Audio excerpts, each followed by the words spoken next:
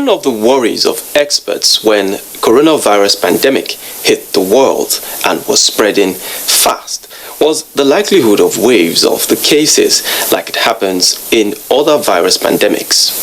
The increasing cases of COVID-19 so far has shown that the coronavirus pandemic is following this pattern. The surge of infections in Nigeria, which medical experts have described as alarming, is an indication that the nation has entered a second wave. What is the implication of this stage, and how can the second wave of the infection be effectively managed? This is our focus on Panorama today, coming to you from the Lagos Network Center. I am Dotun Ogunyemi. Welcome.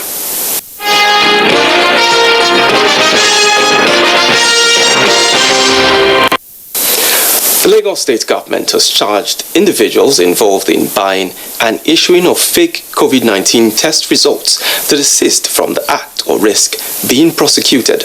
Lynn Leneke reports that the State Commissioner for Health, Professor Akin Abayomi, gave the warning while updating the media on the pattern of the second wave of the virus in Lagos. Professor Akin Abayomi attributed the second wave of COVID-19 in Lagos State to general laxity, false sense of security, non-adherence to safety guidelines, reopening of schools and the economy. Now you will see a lot of public information. We're going to renew our public health campaigns. As we're doing right now, we will continue to promote the non-pharmaceutical interventions and emphasize the guidelines that protect people from COVID-19.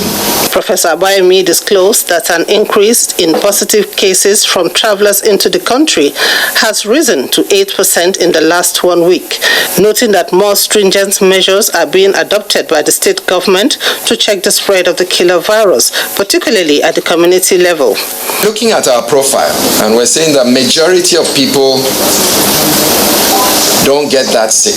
And even those that get sick, rather than waste your money, try and get those people to hospitals, manage them early with the improved management protocols that we have now, and you will save lives.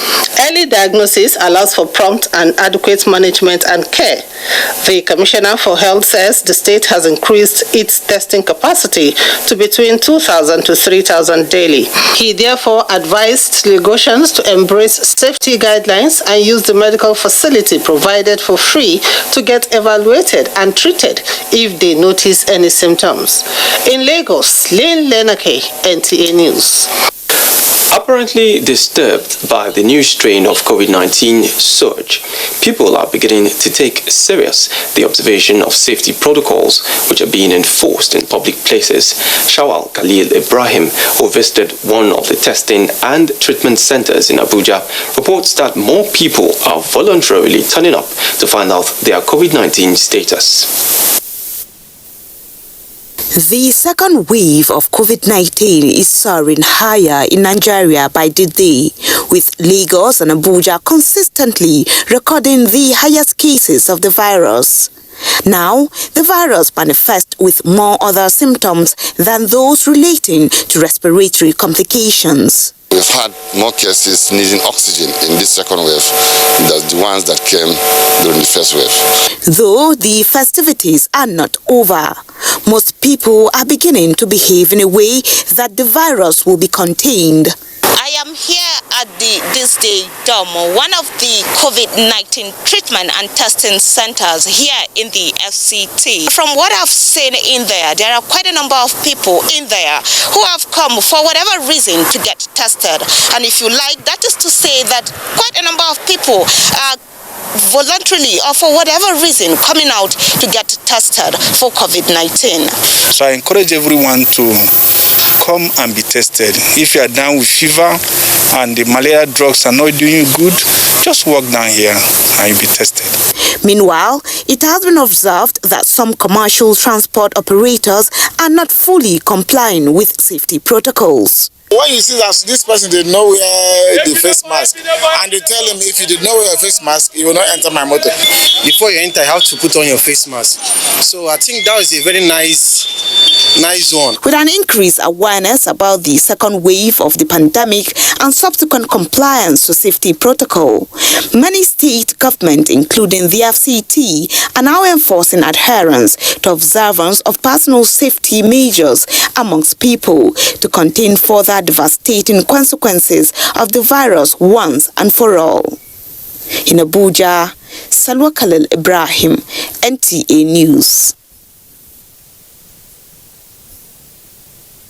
Rivers State Governor Nyesom Wike has threatened to lock down the state if the cases of COVID-19 continue to increase. The governor was reacting to the second wave of COVID-19 and the lackadaisical attitude of people to safety protocols. Ogedi Nyekwe reports. With 40 new cases of COVID-19 infection in the state, going by the update of Nigerian Center for Disease Control on the 26th of December 2020, Governor Wike says the government will have no choice than to introduce more stringent measures to ensure the second wave of the pandemic is checked. He reminded church leaders on the need to observe the prescribed safety protocols on COVID-19. I want to appeal to all of you, but we have to be more strict now, because the way the second wave is going is more deadly than the first wave. I know how many people we have lost since the second wave started. Bishop, let our people wear their masks. Tell all the churches in your diocese that everybody must wear masks. If you don't comply, I have no choice but to shut down the churches. The governor assured the church of his administration's support while also promising Omagwa people that the government will construct the road leading to the palace of their paramount ruler. In Omagwa, Ogedi Nyekwe, NTA News. Figures from the Nigerian Center for Disease Control indicates that 397 new cases of the coronavirus have been confirmed as at the 28th of December 2020, bringing the total number of confirmed cases to 84,811. The cases were recorded in 18 states of the Federation, including the FCT.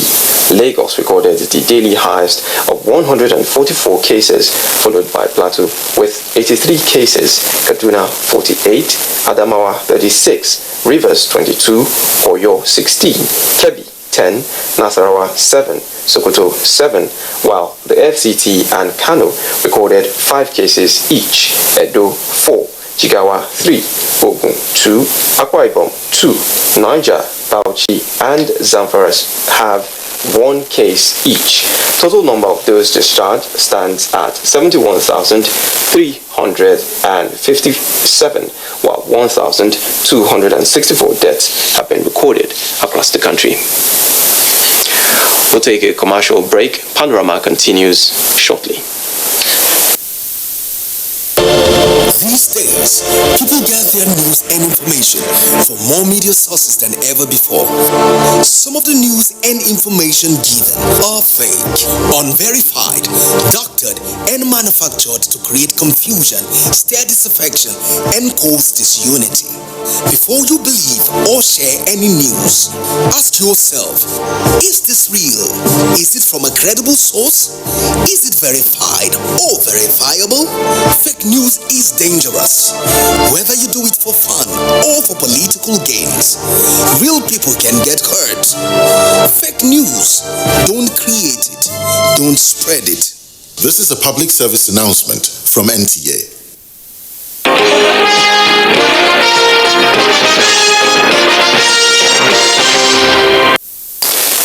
Many thanks for staying with us. The number of COVID-19 infected persons has been on a steady rise since Nigeria officially declared a second wave of the dreaded disease. Adeola Komi Akere reports on strategies in place to manage the pandemic. The spike in number of confirmed cases of COVID-19 and resultant deaths prompted the pronouncement by the federal government that Nigeria has entered the second wave of the coronavirus pandemic. This is evidently so, with over 10,000 new cases recorded in the space of 1 month, a situation that prompted federal and state authorities to put in place new safety guidelines and intensified enforcement of existing protocols to curb further spread of the disease, especially during the festive period. The growing number of cases has resulted in the reopening of isolation and treatment centers across the country. We should be proactive. We should not be reactive so that we can easily nip this in the bud as the cases are rising. In Lagos, for instance, public servants from grade level 14 and below have been ordered to work from home, while religious centers are only permitted 50% of their normal capacities. The imposition of 20,000 naira fine by state government for non-use of the face mask is also one of the stringent measures to ensure compliance with the COVID-19 protocols.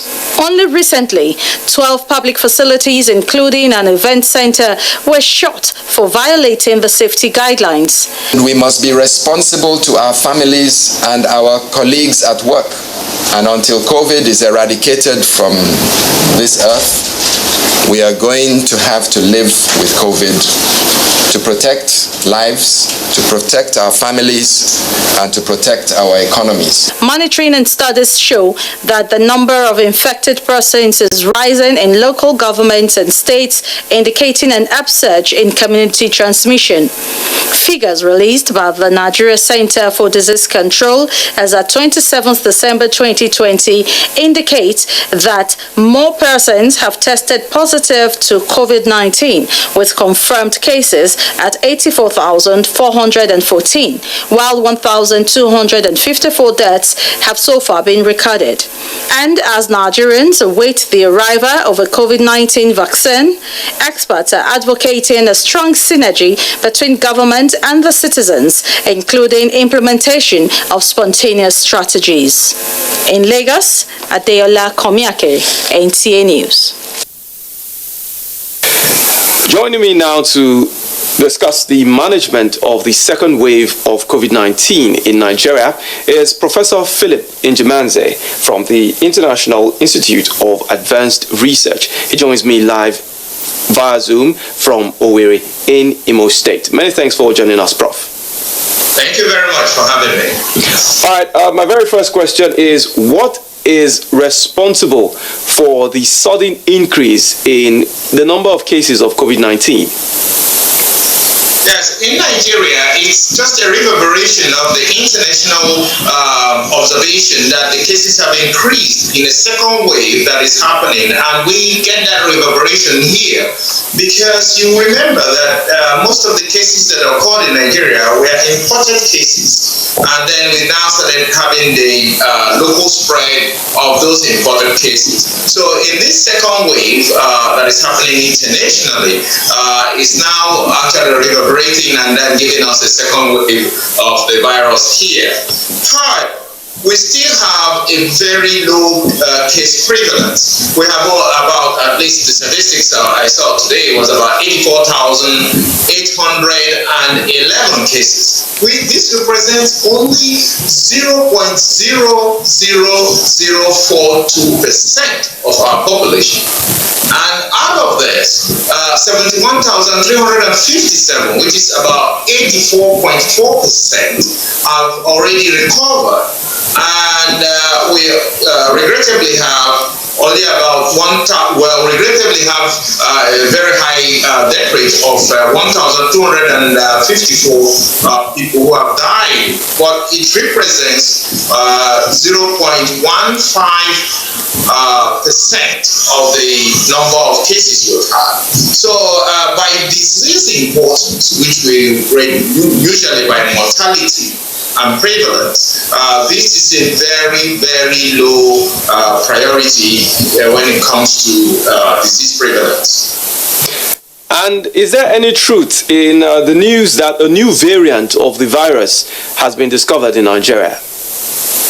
Yes, there There is, and that is troubling, because there is a new variant which has been observed internationally. We know that it has been confirmed in UK, and it has been confirmed in some other countries, France and Lebanon.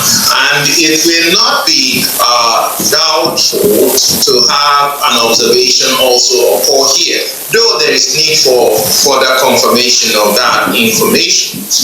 However, that is quite troubling, and that even brings to a very chaotic situation of what should be done. When I think the problem with this disease and its management is that the politicians have taken over the driver's seat and moved the experts just to concur with what they have concluded. And that's unfortunate, because medically speaking, when you have a disease a virus that can mutate and turn into another variant, what you do is that you first and foremost focus on the therapeutics, the drugs you give to strengthen the body to make sure you can combat the disease, reduce the replication of the virus in the body, so that the body's immunity will now adapt and produce the necessary antibodies to fight the virus. So the vaccine is not the priority when you have a disease that has a high mutation rate. So what we should have been doing now is focusing on getting the therapeutic drugs to help those who are sick. So anybody who falls sick, we can actually support them in the hospitals, and then try and make sure that the immune system builds up and develop what we call the herd immunity. So once that herd immunity is developed, then there is no more risk from the virus. But the emphasis on the use of the vaccine is what is raising a lot of concern, even among medical experts. Because when you look at that, if you want to achieve herd immunity with vaccines, and that will take almost 10 times our national budget on health. If we expended only 46 billion on health, and we are going to expend more than 500 billion on just one vaccine of a disease that will affect only 0.0004%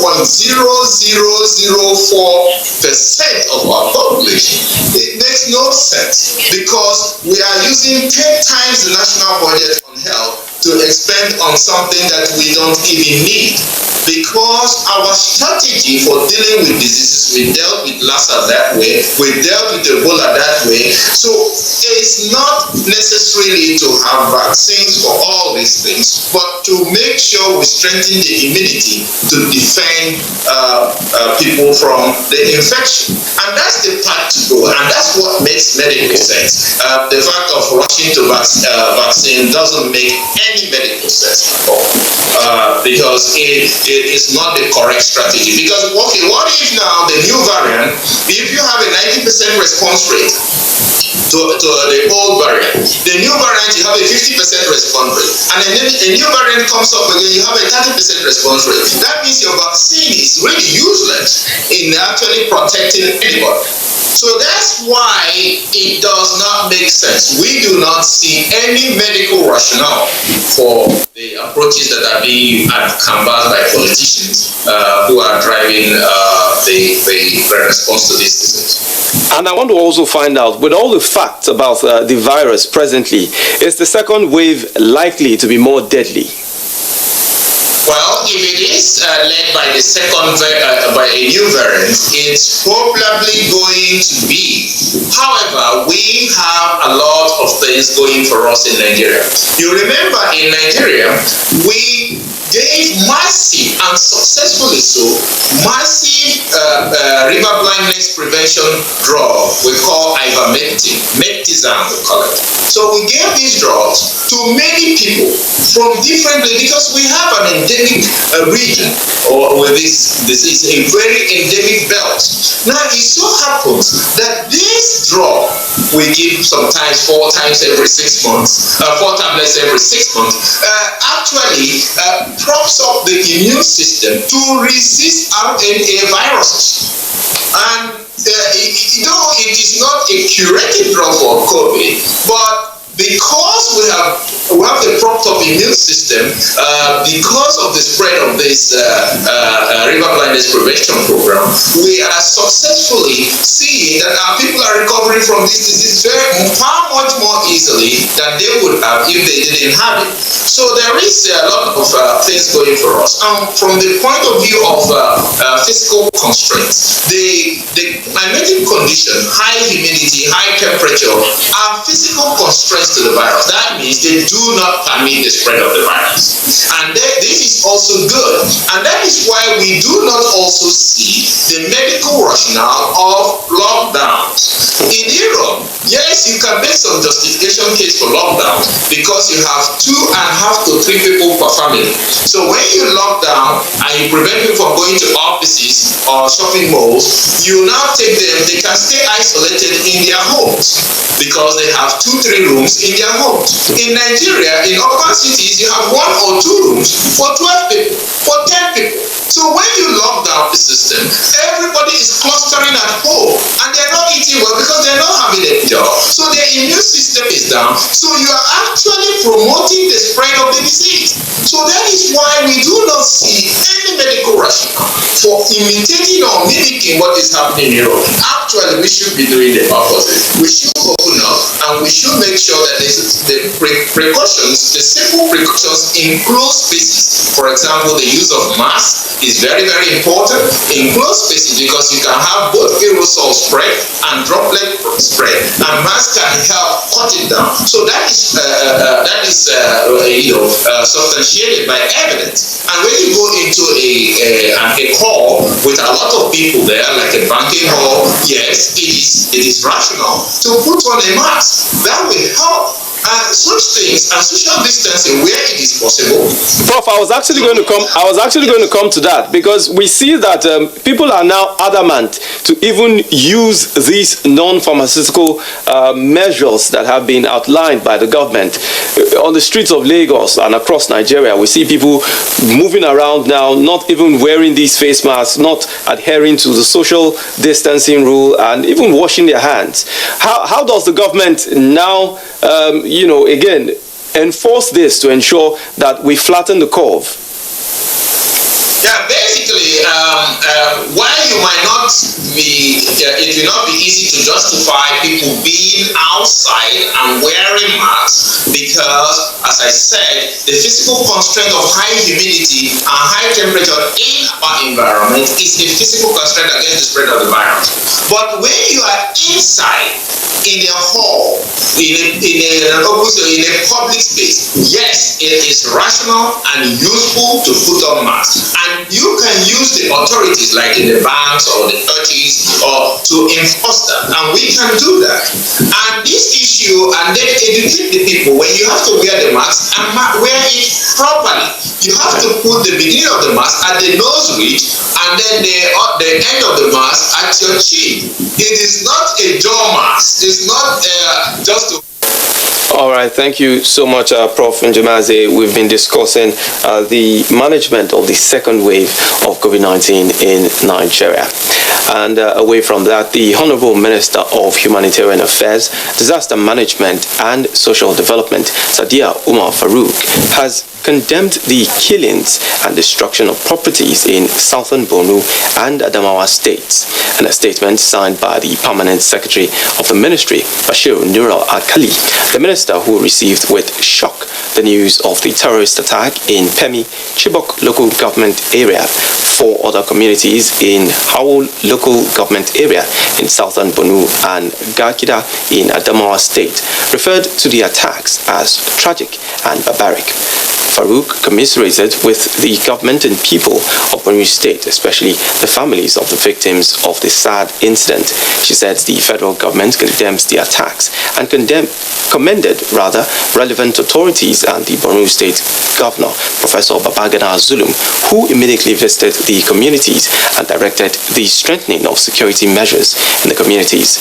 The minister said arrangements are being made to send relief materials to the victims to cushion the effect of the attack. Excitement as fresh season of Nigeria Professional Football League kicks off. Tamara Ebiwe has more on Sports Update.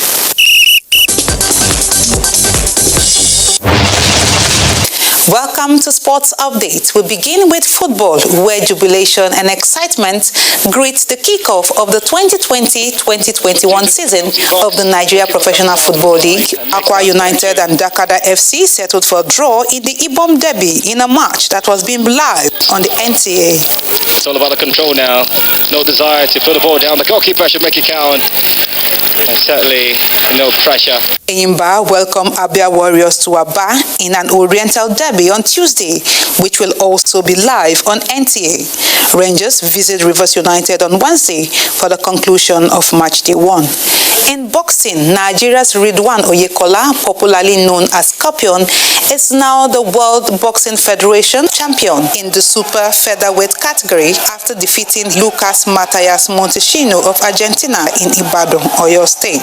Lanre Gbeleyi reports that Oyekola won on points in a 10-round bout.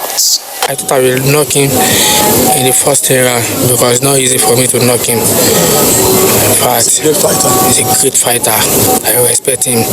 And in badminton, Ishaku Mohammed and Matthew Omonokwa have emerged overall winners of the second edition of the 50-plus men's doubles Mirage Badminton Tournament, which featured 6 groups from different badminton clubs in Nasarawa, Kaduna, and Abuja at the Federal Polytechnic, Nasarawa.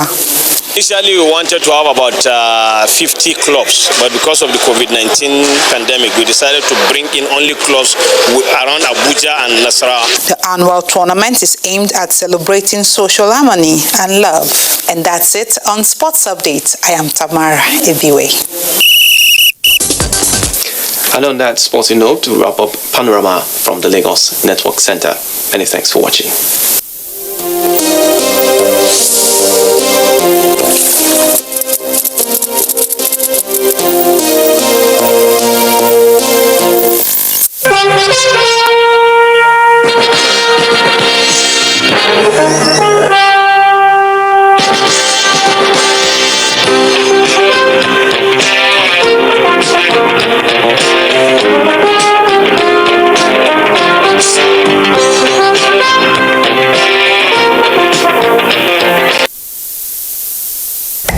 "24 hours a day, 7 days a week.